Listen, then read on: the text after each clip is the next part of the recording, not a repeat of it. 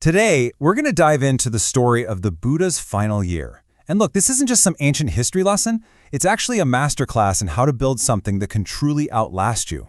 So that brings us to the big question, right? How does any movement, any great idea, actually survive its founder? I mean, think about it. A company, a community, a revolution. It's a problem everyone faces. And the answer the Buddha came up with, well, it's pretty mind-blowing, even today. All right, so where does this all start? Well, you might expect some deep philosophical debate, right? Nope, our story actually kicks off with a king planning a war. It's a pretty wild starting point, but it sets up everything that follows. So you've got this guy, King Ajatasattu of Magadha, and he is dead set on attacking the powerful Vajjian nation next door. But before he sends in the troops, he does something odd.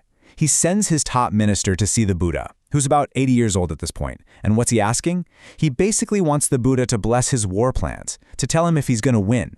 But here's the thing. The Buddha doesn't play along. He's not going to give war tips. Instead, he sees a teaching moment. He completely flips the script, turns to his attendant Ananda, and starts asking him questions about the Vajjiyans themselves. He's about to reveal the real secret to their power. And so the Buddha lists these 7 conditions for survival, and they're surprisingly down to earth. He says, as long as the Vajjiyans meet up regularly in big numbers, as long as they do business in harmony, stick to their laws, respect their elders, you get the idea. As long as they do all this, they're only going to get stronger. And the king's minister gets it instantly. He's like, oh, there's no way we can beat these guys in a war. They're too unified. And this is just classic Buddha. The second the minister leaves, he turns around and applies the exact same lesson to his own community of monks, the Sangha.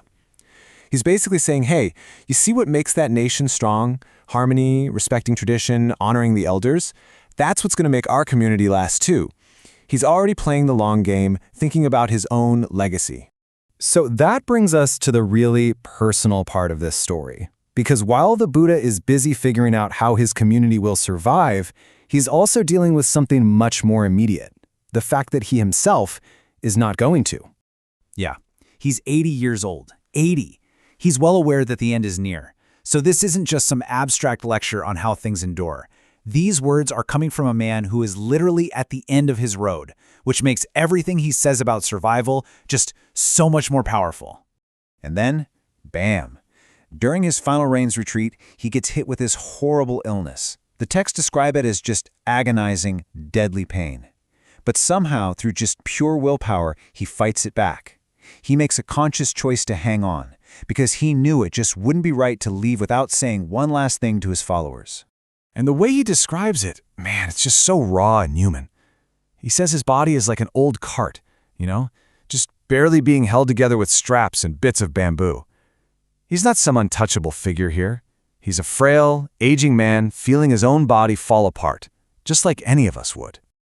Okay, so this brush with death immediately brings up the question that's on everybody's mind.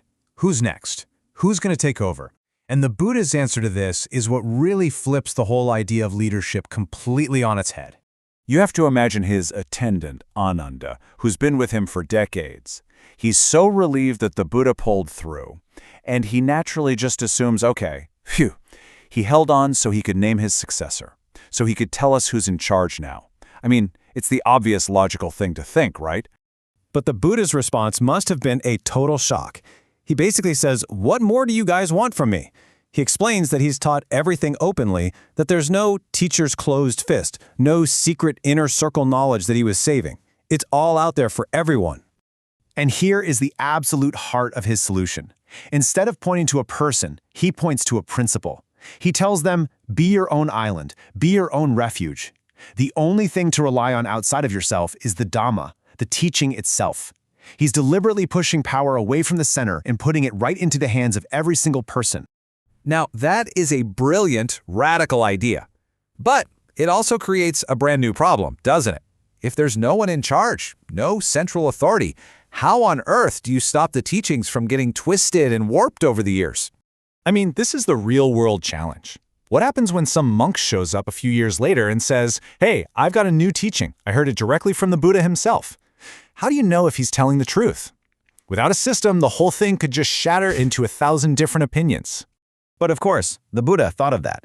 He leaves them with a super clear, logical system called the Four Great Standards. He says, look, it doesn't matter who says they have a new teaching. Don't just accept it, but don't just dismiss it either. You take what they're saying, and you carefully check it against the existing scriptures, the suttas, and the code of conduct, the Vinaya. If it lines up perfectly, great, it's the real deal. If it doesn't, you toss it out.